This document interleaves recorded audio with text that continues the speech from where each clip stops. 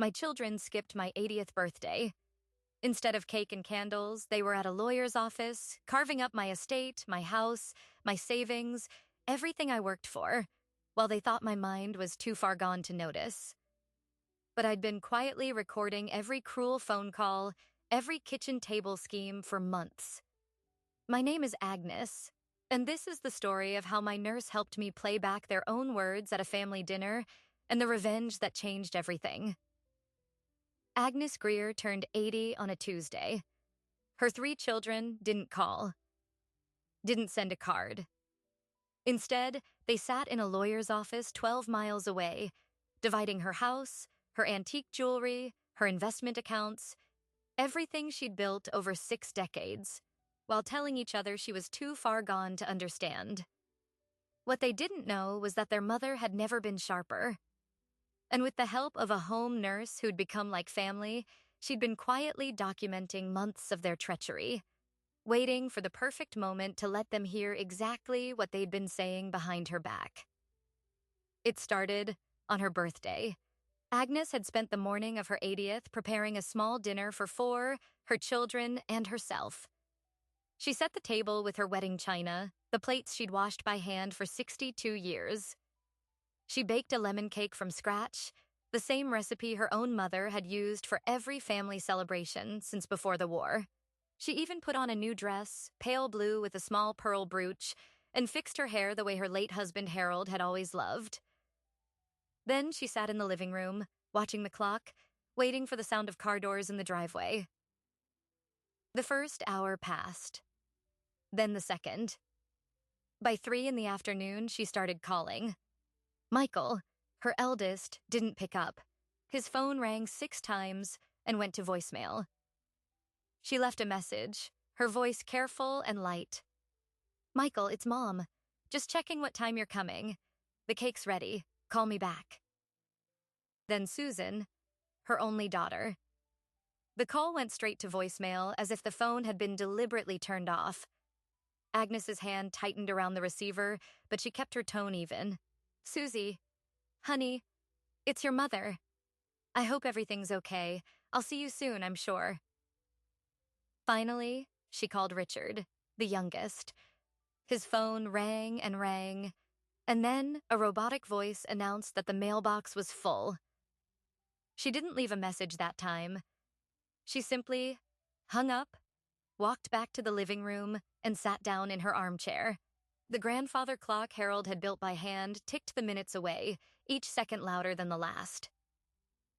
12 miles away at that exact same moment, her 3 children were not stuck in traffic. They were not dealing with a sudden emergency. They were sitting in the conference room of Bennett and Cross Legal Associates, an estate planning firm they'd hired without their mother's knowledge. The room was sterile and cold. Gray walls, a long mahogany table, bottled water with the firm's logo on the label. Michael, 48, sat at the head of the table, a manila folder open in front of him, his jaw set in the firm expression he'd worn since his teenage years. Susan, 46, sat to his right, scrolling through a tablet, her reading glasses perched low on her nose. Richard, 41, leaned back in his chair, arms crossed, his suit jacket still unbuttoned, as if he were waiting for the whole affair to be over so he could get back to his real life.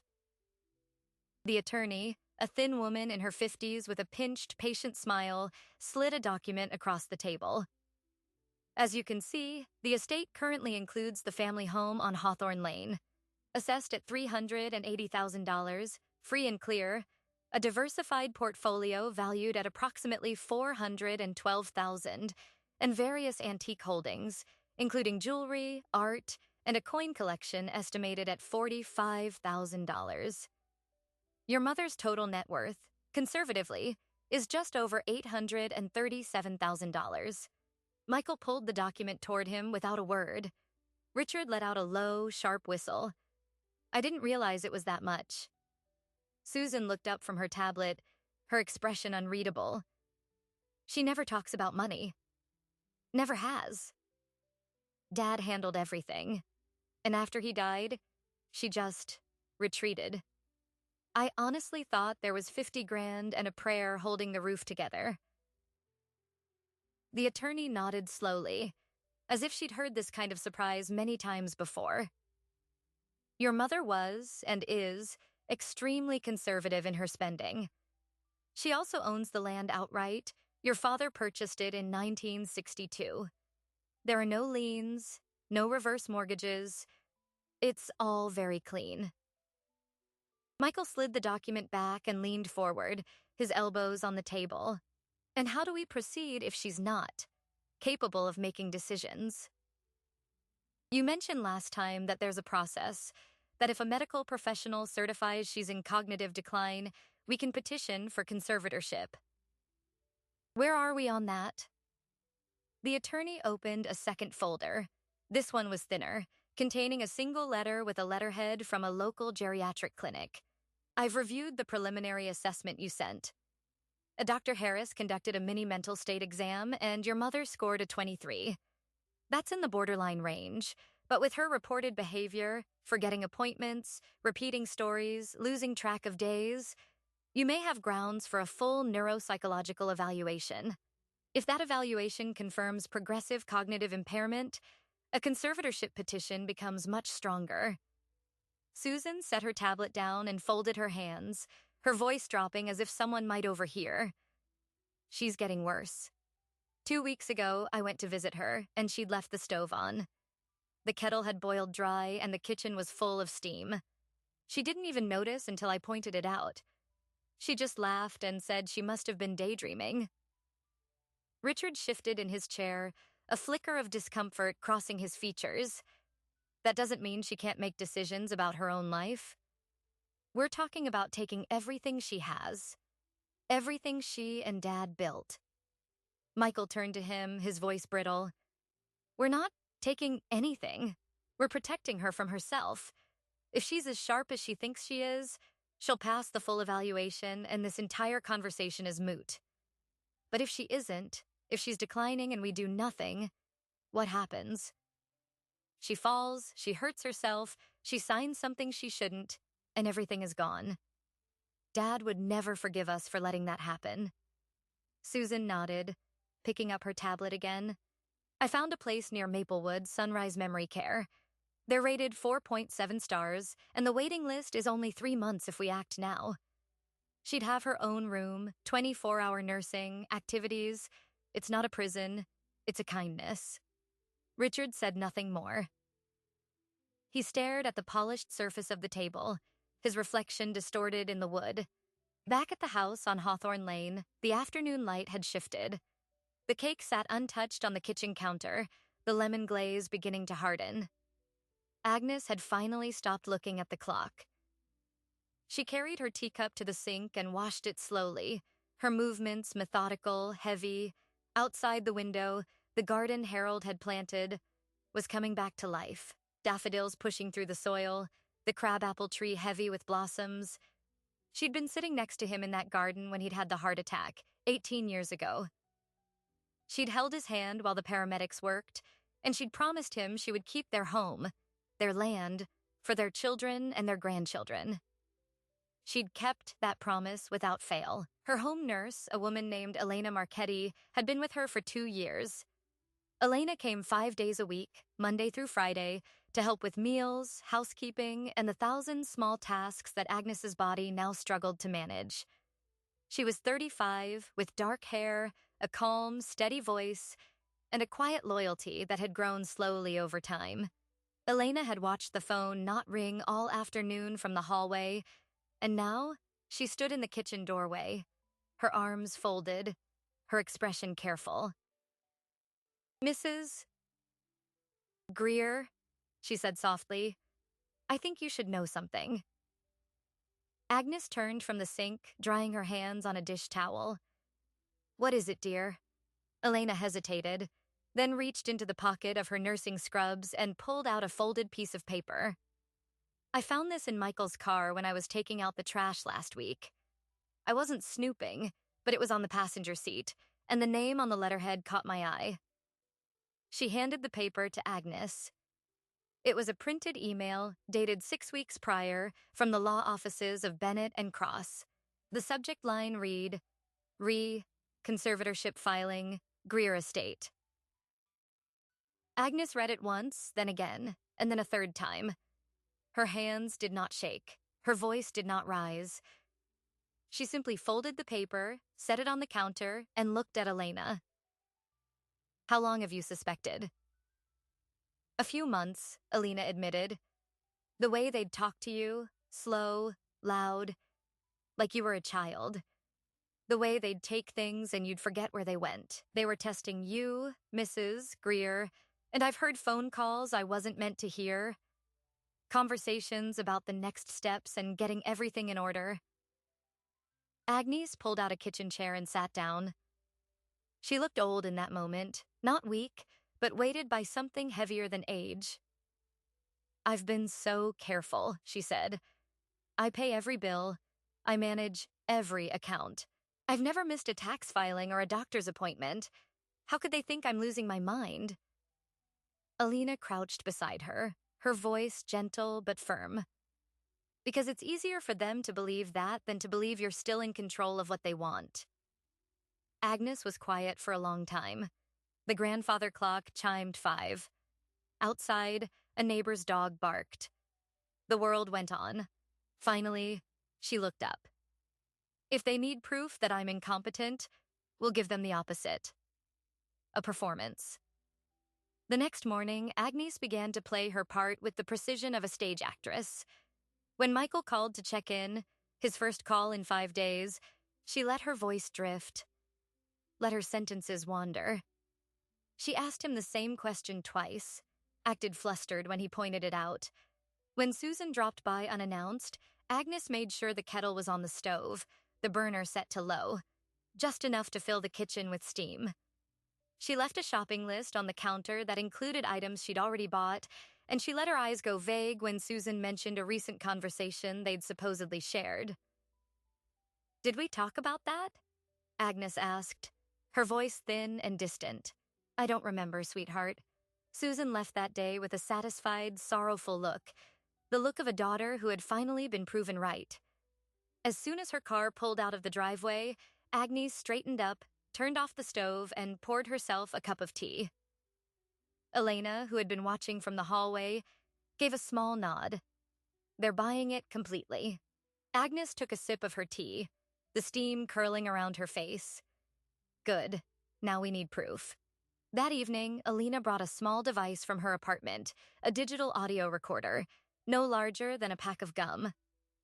It had a high-sensitivity microphone and could run for over 20 hours on a single charge. Agnes held it in her palm, the weight of it surprisingly light for what it represented. We record every conversation, Elena explained. Every visit, every phone call. You just keep it in your pocket or your bag. They'll never notice. Agnes nodded, her thumb brushing over the tiny record button. What if they talk to each other when I'm not in the room? Elena reached into her bag and pulled out a second device. This one's slightly larger, with a magnetic backing. This one goes under the kitchen table. It's voice-activated. They'll never think to look there. Agnes set the recorder on the table between them, and for a long moment, she just looked at it. Outside, the spring evening had deepened. The air smelled of freshly cut grass and blooming jasmine. Somewhere in the distance, a child's laugh carried on the breeze. The street was peaceful, unchanged, the same street she'd lived on for 47 years.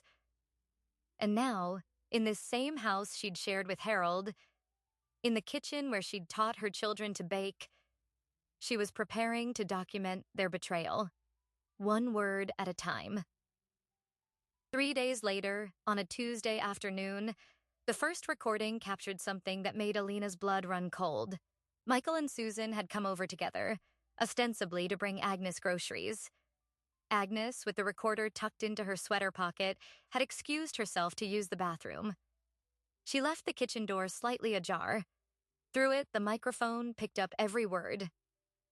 This has to be done by summer, Michael said, his voice low but clear. The evaluation is scheduled. Once we have the paperwork, we can move her into Sunrise and list the house. She won't know the difference. In 6 months, she won't even recognize this place. Susan's voice came next, cool and unbothered. And the jewelry? The coin collection? We need those appraised quietly. Richard is having second thoughts, but he'll fall in line when he sees the numbers. He always does. Agnes, standing in the bathroom with the water running, did not cry. She did not shake. She looked at herself in the mirror. The same blue eyes, the same lined face, and she whispered a single sentence Harold had taught her. Patience is the sharpest knife in the drawer. That night, she and Elena listened to the playback at the kitchen table, the recorder between them. When Michael's words filled the room, she won't know the difference, Elena reached for Agnes's hand. But Agnes didn't take it. She was writing in a notebook, a small leather journal Harold had once used to track the garden's progress. She was cataloging every lie, every scheme, every date and time. She closed the notebook and looked at Elena. We're going to wait. We're going to let them feel absolutely safe.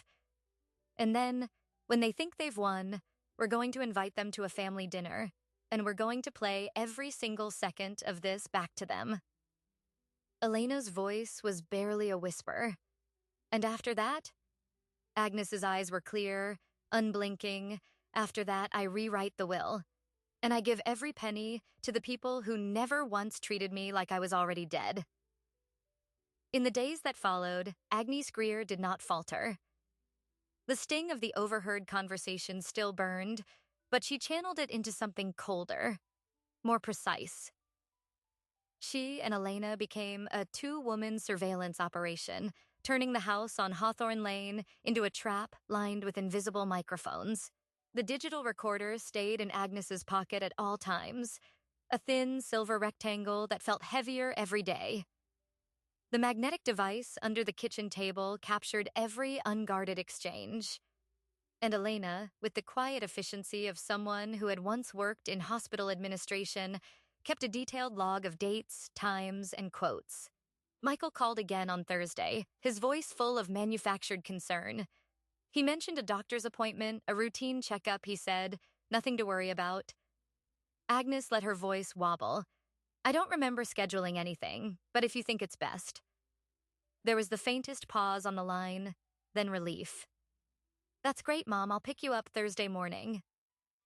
Dr. Harris is very good. The name landed like a cold stone. Dr. Harris was the geriatric specialist whose letterhead had appeared on the preliminary assessment, the one the attorney had referenced. Agnes wrote it down in Harold's leather notebook and underlined it twice. That night, after Elena had gone home, Agnes sat at the kitchen table and opened a new page. She made a list of everything she'd need before the dinner. A list that felt, in a strange way, like Harold's old garden plans, mapping out what to plant and when to harvest. She would need the recordings, organized and edited. She would need a lawyer of her own, someone her children knew nothing about. She would need the new will, airtight, witnessed, beyond challenge. And she would need every ounce of patience Harold had ever taught her. Patience is the sharpest knife in the drawer. She whispered it now, the words a small prayer in the empty kitchen. The following Sunday, Susan brought Richard with her. They claimed they'd stopped by to drop off a casserole, a gesture so out of character that Agnes immediately knew something was wrong. Susan bustled through the kitchen, opening cabinets and drawers with a proprietary air, while Richard hovered near the back door, his eyes darting around the garden. Agnes, the recorder in her sweater, let herself ramble. She asked Richard the same question 3 times. Are you still working downtown, dear? By the 3rd time, Richard's face was tight with discomfort. But he didn't correct her. He just said, yes, Mom, still downtown, and exchanged a loaded glance with his sister.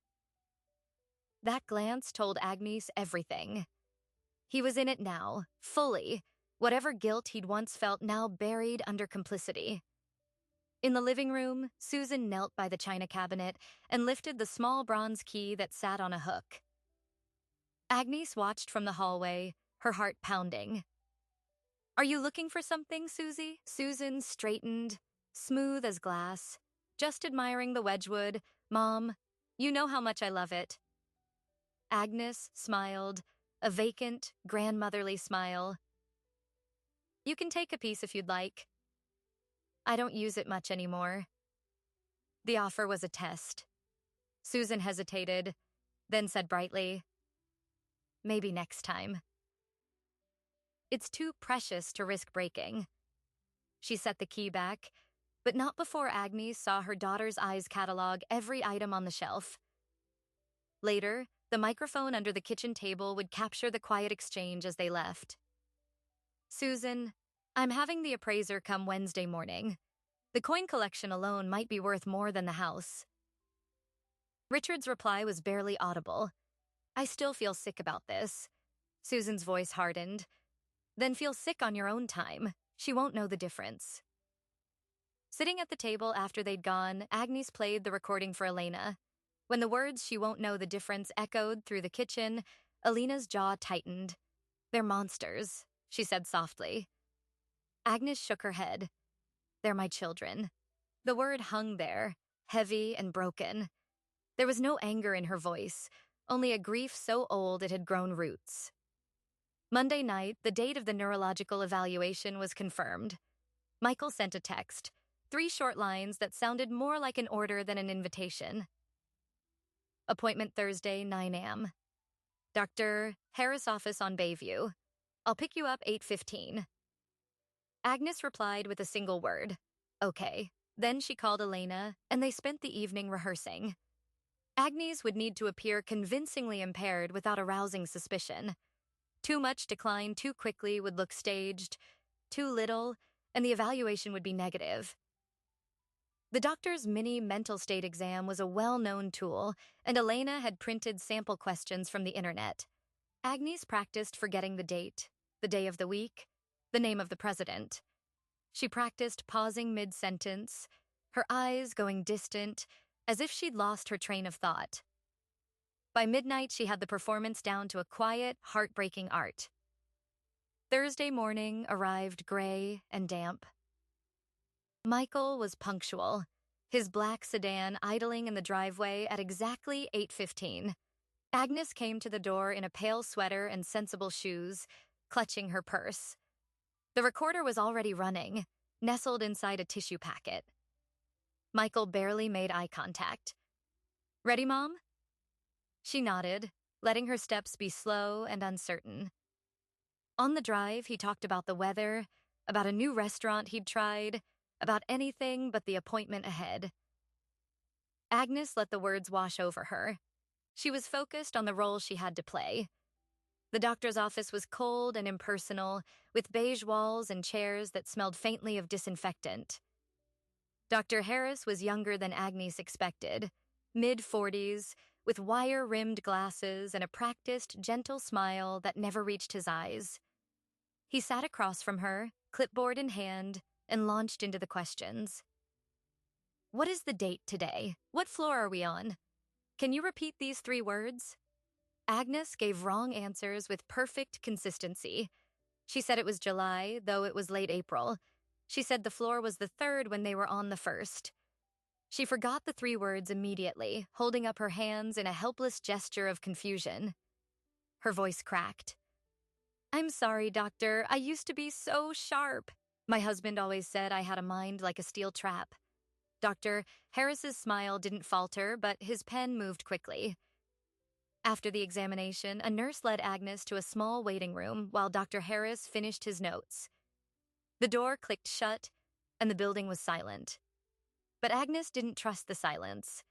She reached into her purse, activated the second recorder she'd been saving, and pressed it against the wall that adjoined the doctor's office.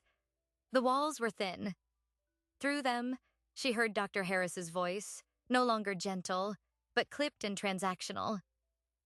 "Mr. Greer, I can confirm the score is well within conservatorship territory, 19 out of 30. I'll have the full report ready by Monday. And then Michael's voice, not on speakerphone but distinct through the wall, and the paperwork for the assisted living facility?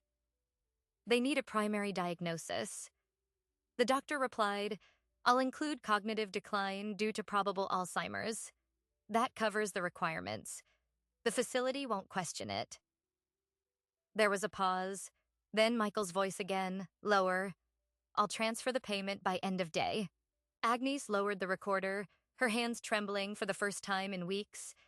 Not only were her children conspiring against her, they had bought a doctor. A man sworn to do no harm had sold a diagnosis for a fee. She sat there, staring at the beige wall, until the nurse returned to guide her back to her son. On the drive home, Michael was almost cheerful. The doctor says you did great, Mom. Nothing to worry about. Just the normal stuff that comes with age. Agnes watched the familiar streets blur past. That's a relief, she said. I was so worried I might be losing my mind. That afternoon, alone with Elena, she played the wall recording. Elena listened without moving, her face slowly draining of color. By the time it ended, she was gripping the edge of the kitchen table. We have to go to the police, she said. Agnes shook her head. The police will say it's a family matter. They'll say the doctor's opinion is subjective. And my children will cry and say they're just protecting their mother. She set the recorder down. No, we do this my way. At the dinner. Every one of them will hear themselves. And then they'll watch as I take everything back. The next day, Agnes took the first step toward reclaiming her power. With Elena's help, she contacted an attorney named Margaret Dunhill, an estate lawyer recommended by a former nurse friend who owed her nothing. Agnes arranged the meeting under the guise of a routine appointment and left the house alone for the first time in weeks, driving herself with the quiet competence she'd hidden for months. In the lawyer's office, she laid out the situation without tears, without self-pity. She presented the recordings, the falsified diagnosis, the conversations about the house and the jewelry. Margaret Dunhill, a woman in her 60s with steel gray hair and an unreadable expression, listened until the end. Then she said simply, I've seen a lot of ugly family fights, but this is one of the worst. You're right not to go to the police yet, but a will and a trust, drafted properly and executed while you're still medically competent, will stand up in any court. And once the recording is played, any conservatorship petition will collapse. They'll have no ground. Agnes signed the new will that afternoon. It named her 3 grandchildren, Michael's son, Susan's daughter, and Richard's 2 boys, as the primary beneficiaries, with Elena Marchetti receiving a substantial bequest for her loyalty and care. To Michael, Susan, and Richard, she left exactly $1 each, a pointed statement that no court could overturn. She also established a trust for the house, ensuring it could never be sold without the unanimous consent of the grandchildren, preserving Harold's legacy. When she signed the final page, her hand was steady. The invitations went out on a Friday, hand-delivered by Elena to each of the children's homes. They were simple cards, written in Agnes's careful script. You are cordially invited to a family dinner at the house, Saturday at 6 o'clock. Please attend. I have something important to share. Michael texted back within the hour. Everything okay? I'll be there. Susan replied with an overeager can't wait. That made Agnes's stomach turn. Richard said nothing, but Elena confirmed he'd picked up the card from his doorstep. The day before the dinner, Agnes and Elena prepared the house like a stage.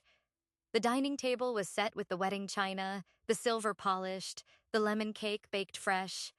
In the living room, Agnes positioned a small speaker, indistinguishable from the decor, connected to her phone via Bluetooth. On that phone was a single audio file, a compilation Elena had spent the previous night editing. It was 17 minutes long, a symphony of treachery, with every cruel line stitched together in chronological order, ending with Michael's payment confirmation to Dr. Harris. Agnes listened to it once, all the way through, while standing in the kitchen where she'd once taught her children to bake. She did not cry. She simply nodded, as if making a final, irreversible peace.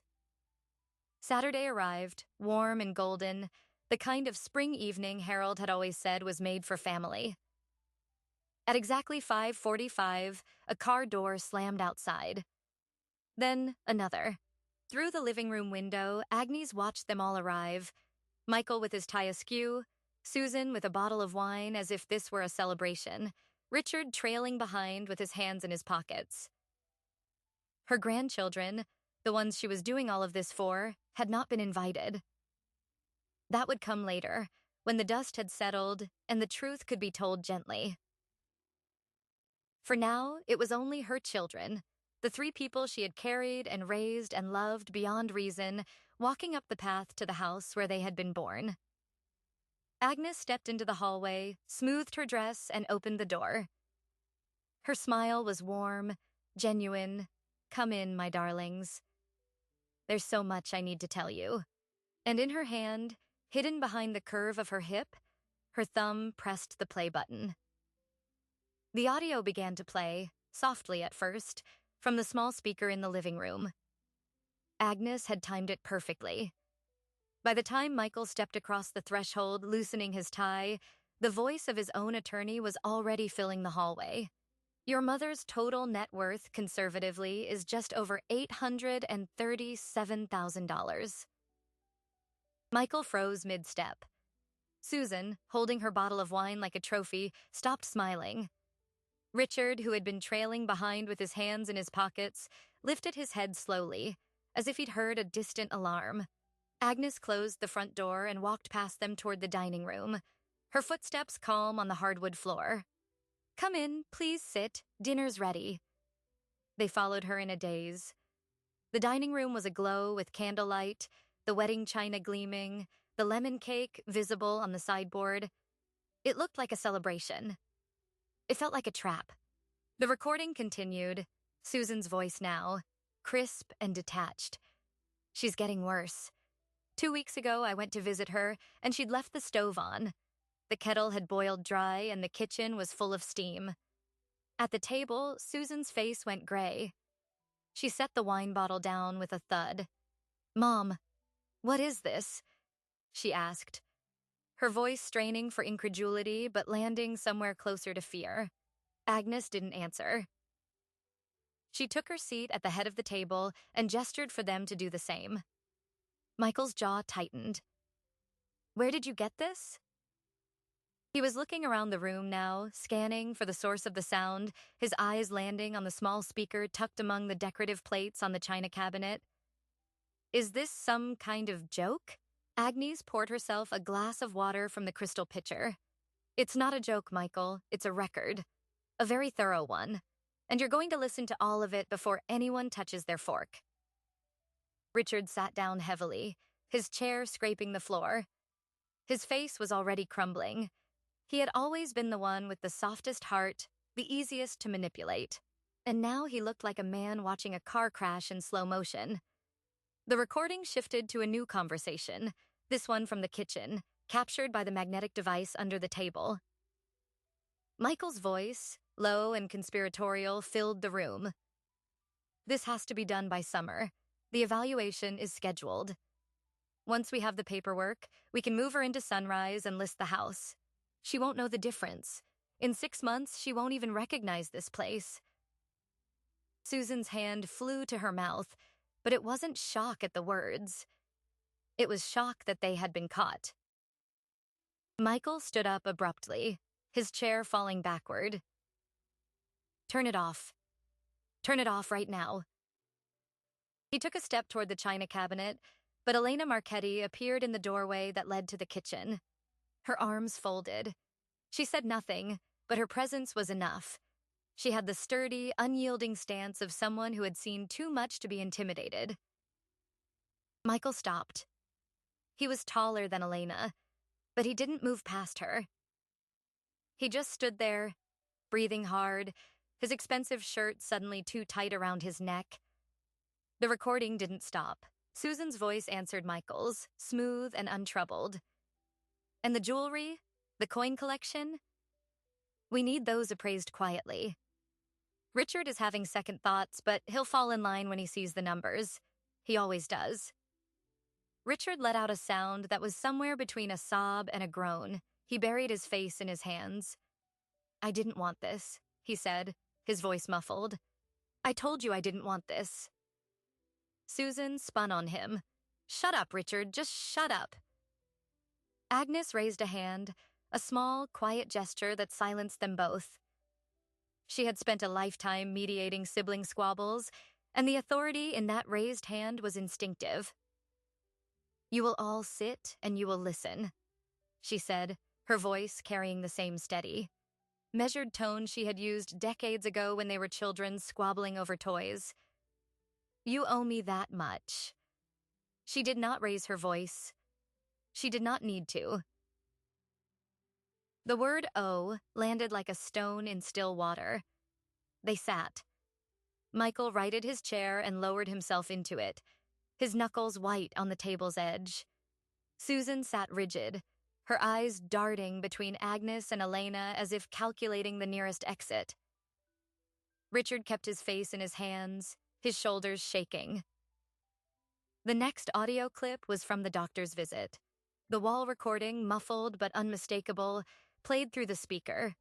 Mr. Greer, I can confirm the score is well within conservatorship territory. 19 out of 30. I'll have the full report ready by Monday. And then, Michael's voice, tight with transaction. And the paperwork for the assisted living facility? They need a primary diagnosis. The doctor's reply was crisp. I'll include cognitive decline due to probable Alzheimer's. That covers the requirements. The facility won't question it. A pause. Then, Michael again. I'll transfer the payment by end of day. Agnes let the silence that followed stretch out like a blade. She looked at Michael, her expression unreadable. How much did my diagnosis cost, Michael?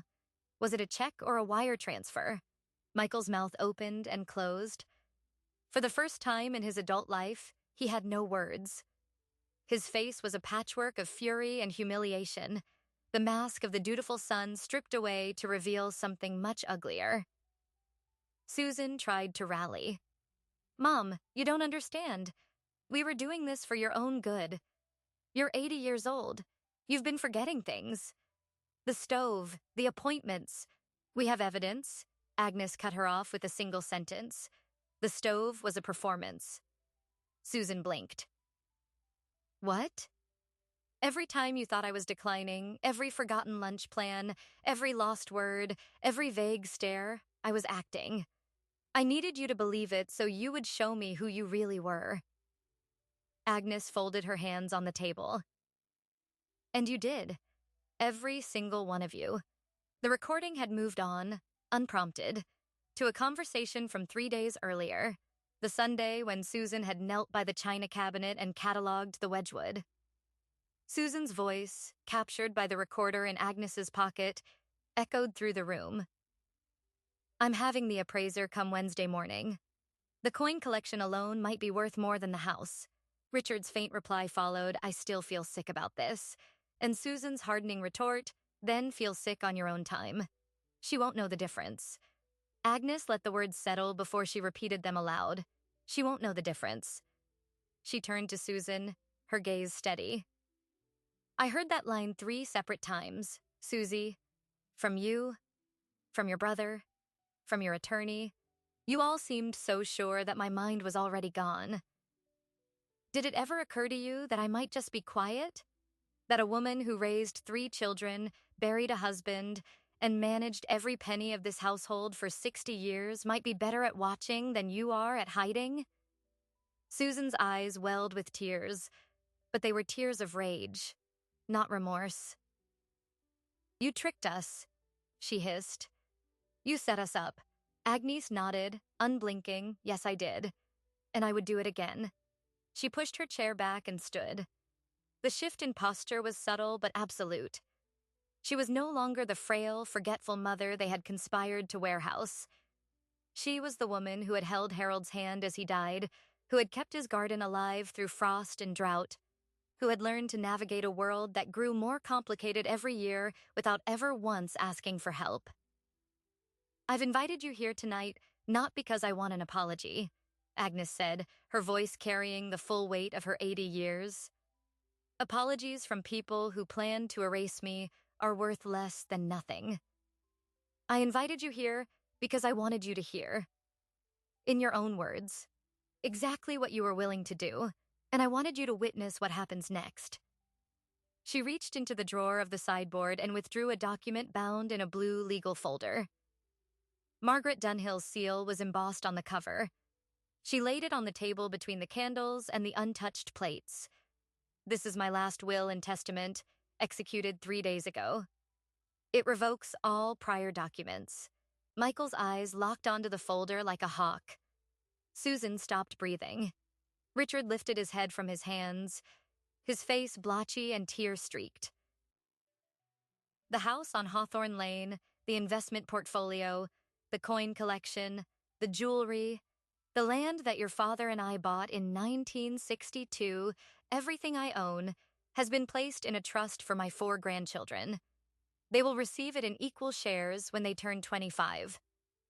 Until then, the trust is managed by an independent executor, and the house cannot be sold, mortgaged, or altered without the unanimous consent of all 4 of them. Agnes paused, letting the words sink in. Elena Marchetti, who has been more of a daughter to me these past 2 years than anyone at this table, will receive a bequest of $50,000 and the right to live in the guest cottage on this property for as long as she wishes, rent-free, as a thank you for her loyalty. She turned the page, though she didn't need to. She knew what it said by heart. To my son Michael Greer, to my daughter Susan Greer Atwood, and to my son Richard Greer, I leave exactly $1 each. Not because I don't love you, though after the past 2 months I've had to learn to love you differently than I did when you were children. I leave you $1 because I want you to understand, in the clearest possible terms, that the inheritance you tried to steal from me was never yours. It was a gift I was preparing to give you, and you destroyed that gift with your own hands. The room was silent. Even the candles seemed to hold their breath. Michael's face had gone from fury to something more fragile, a hollow shock, as if the architecture of his entire life had just collapsed inward. Susan stared at the will as if it were a snake she couldn't look away from. And Richard wept. Not the loud, performative tears of self-pity, but the quiet, broken sobs of a man who had finally understood the weight of what he had done. Agnes closed the folder. There will be no conservatorship hearing. There will be no sale of this house. The evaluation from Dr. Harris will be challenged, and the recording of his paid diagnosis will be submitted to the medical board. Your attorney will be reported to the state bar. I have already provided copies of everything to Margaret Dunhill, who is prepared to defend this will against any contest you might bring. She smoothed her dress. You are still my children. I still love you, as strange and painful as that love has become. But you will not take my home. You will not take my dignity. And you will never again underestimate me. She picked up the speaker from the china cabinet and turned it off. The sudden silence was louder than the recordings had been. Then she walked toward the front door and opened it wide. The evening air rushed in, cool and fresh, carrying the scent of jasmine from the garden. Elena will show you out, she said. Take all the time you need to collect yourselves. But when you leave tonight, I want you to know that the mother you thought was too far gone to notice has seen everything. And she has made her choice. Elena stepped forward, her expression calm but her eyes sharp. She held no malice, only the same quiet, protective vigilance she had shown every day for 2 years. Michael rose from his chair like a man in a trance. He didn't look at his mother or his siblings. He just walked to the door, his footsteps heavy, and disappeared into the twilight. Susan followed, her face a rigid mask of humiliation, clutching her purse as if it were the last solid thing in the world. Richard was the last to leave. He paused at the threshold, tears still wet on his cheeks, and turned back. Mom, I'm... Agnes held up a hand. I know what you're going to say, Richard, and I'm not ready to hear it yet. But one day I will be. Go home, be with your boys, and when you're ready to be the son I raised, you know where to find me. He nodded, his throat working, and walked out into the deepening dusk. Alina closed the door behind him. Agnes stood in the hallway for a long moment, alone with the quiet hum of the old house, the ticking of Harold's grandfather clock, and the faint, lingering aroma of lemon cake. She had done what she set out to do, and the reckoning that followed would ripple outward in ways none of them could yet imagine. The morning after the dinner, the house on Hawthorne Lane awoke to a new kind of quiet. Not the hollow quiet of waiting, but the peace of a storm that had finally broken. Agnes stood at the kitchen window, watching the sun climb over the garden Harold had planted. The crabapple tree was in full bloom now, its petals drifting across the lawn like confetti. She had not slept, not really, but she felt more rested than she had in years. Alina arrived at 8 with fresh bread and the morning paper. She found Agnes already dressed, the blue folder with the new will still on the dining table where she'd left it the night before. The candles had burned down to stubs and the plates were untouched, the lemon cake still whole on the sideboard. It looked like the remnants of a ceremony, which, in a way, it was. Alina set the bread on the counter and said nothing, but her eyes asked the question she didn't voice. How are you? Agnes answered with a small nod. I'm still standing. Margaret Dunhill called at 9:15. Her voice, as always, was crisp and direct, but there was a warmth beneath it that Agnes had come to appreciate. I've filed the will with the probate court this morning, she said. The trust documents are recorded. Your grandchildren are now the legal beneficiaries of every asset except the personal bequests. Your children have been notified by certified mail. They have 30 days to contest, but given the recordings, any contest would be legally suicidal. Agnes listened, the phone pressed to her ear, and felt a deep, unfamiliar lightness settle into her chest. The machinery of protection Harold had started decades ago was now complete. The fallout came in waves. First, there was Susan. She did not call, but she sent a series of texts that grew increasingly unhinged. You've destroyed this family. Everyone will know what you did to us. You'll die alone. Alina read them over Agnes's shoulder and started to delete them, but Agnes stopped her. Save them, she said. They're evidence now. Each message was a brick in a wall Agnes was building, not between herself and her daughter, but around the truth of what had happened, a record no one could deny. Michael went silent. He did not call, did not text, did not appear. He simply vanished from the life of the house on Hawthorne Lane as if he'd been erased. But 3 days after the dinner, Margaret Dunhill received a letter from his attorney, a different attorney, not the one from Bennett and Cross, announcing an intent to challenge the will on grounds of undue influence by Elena Marchetti. The letter was 7 pages of legal boilerplate, full of accusations that the home nurse had manipulated an elderly woman into disinheriting her own children. Margaret faxed it to Agnes with a cover note, standard bluster. I'll handle it. Prepare for a fight they can't win. The fight never came to court. 2 weeks later, the sworn deposition of Dr. Harris arrived at Margaret's office, voluntarily submitted by the doctor himself after he learned that the recordings had been turned over to the state medical board. The deposition was a full confession. He had been paid $12,000 by Michael Greer to deliver a diagnosis of cognitive decline, falsifying test results, and had done so repeatedly for other families in similar circumstances. Within days, the medical board suspended his license pending a full investigation. The attorney from Bennett and Cross, confronted with her own voice on the recording, abruptly resigned from the firm and surrendered her bar license rather than face formal disbarment proceedings. Both were referred to the district attorney for potential criminal charges. The news of the doctor's confession reached Michael before it reached the public. Margaret called Agnes with the update on a Tuesday, and that same evening, Michael appeared at the front door. He did not knock. He stood on the porch, his face haggard, his clothes wrinkled, and when Elena opened the door, he said only, "I need to speak to my mother." Elena looked back at Agnes, who was sitting in the living room with her knitting. Agnes nodded. Elena stepped aside. Michael walked into the house he had grown up in and stood in the hallway, unable to go further.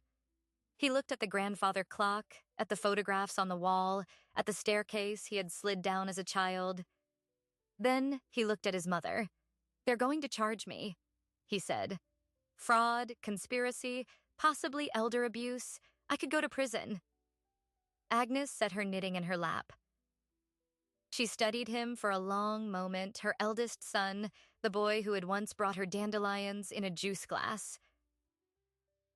"Do you remember," she said, "when you were 10, and you broke the neighbor's window with a baseball, and you came to me crying because you were afraid they'd call the police?" Michael blinked. "I told you to tell the truth. I said the truth is hard, but lying is harder. You took your allowance money, you walked to their door, and you apologized. And they forgave you because you were honest." She paused. "You're not 10 anymore, Michael. I can't fix this. Only the truth can, whatever that costs you." He didn't apologize. He didn't ask for forgiveness. He just stood there, his shoulders slumped, and then he left. Agnes watched him through the window as he got into his sedan and drove away. She didn't know if she would ever see him again, but she had spoken the truth, and that was all she had left to give him. Susan took a different path. When the story became public, a local journalist got wind of the medical fraud and published a piece about the case. She went on the offensive, posting on social media that her mother had been brainwashed by a predatory caregiver, that the recordings were fabricated, that the entire thing was a plot. The posts were shared, dissected, judged. For a week, Susan was the center of a scandal she had created, and then the tide turned. The recordings were released in full to the court, and the transcript was published online. The public heard Susan's own words. She won't know the difference. The virtual mob turned on her. She shut down her social media accounts. Her name, in the same circles where she'd once boasted of her business connections, became a byword for greed. Richard did not disappear, and he did not attack. Instead, 2 weeks after the dinner, he returned to the house on Hawthorne Lane, this time not with a casserole or a scheme, but with his 2 boys, ages 9 and 12. They stood on the porch, the younger one holding a hand-drawn card that said in wobbly crayon letters, "We love you, Grammy." The older boy, his face already carrying the first hints of his grandfather's features, looked up at Agnes with serious eyes. "Mom said you were sick," he said. "But Dad says you're the strongest person he knows." Agnes knelt down, slowly, her knees protesting, and took the card. She looked at Richard, whose face was a map of shame and hope. "It's true," she said to the boys. "I am strong, and I love you both more than you can imagine." She invited them in for tea. They stayed for 2 hours. Richard said very little, but when they left, he hugged his mother for the first time in 5 years. A real hug, the kind he'd given as a child when he was frightened of the dark. "I'm going to make this right," he whispered. "I don't know how, but I will." The weeks passed into months. Spring deepened into summer. The garden bloomed in waves of color. Alina continued her daily visits, but now she was more than a nurse. She was a friend, a confidante, the daughter Agnes had never quite had. They spent evenings on the back porch, watching the fireflies, talking about everything and nothing. Alina told Agnes about her own mother, who had died in a state-funded facility because the family couldn't afford better care, and how that loss had driven her into nursing. Agnes listened, and for the first time, she understood why Elena had fought so fiercely for her. It wasn't just a job, it was a calling born from grief. The trust for the grandchildren was finalized in July. The assets were secure, the house protected.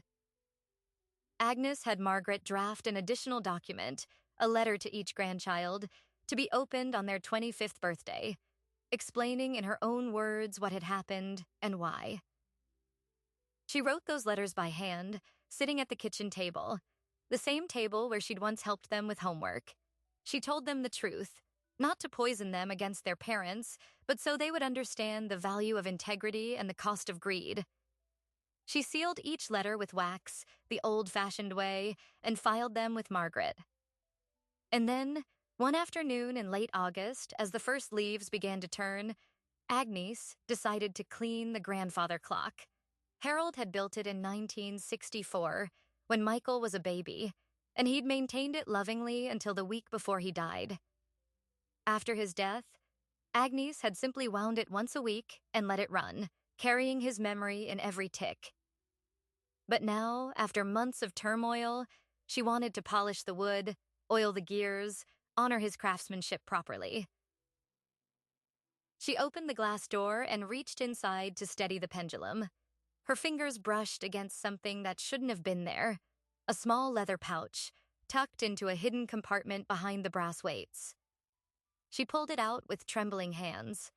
Inside was a letter, folded and yellowed with age, and a small key. The handwriting on the envelope was Harold's. It said simply, for Agnes, if I'm gone before you are. She sat down in the chair beside the clock, the letter in her lap. Her heart was pounding, not with fear, but with the aching proximity of her husband's voice from beyond the years. She opened it carefully.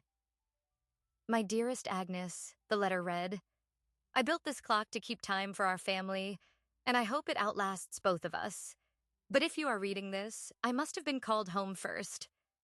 I need to tell you something I never wanted to say aloud. I have watched our children grow, and I have loved them with everything in me. But I have also seen things in them that worry me. A hunger for things, a willingness to take shortcuts, a disregard for the work that builds a life. I fear that when I'm gone, they will turn their eyes toward what we have built together, and they will try to take it from you.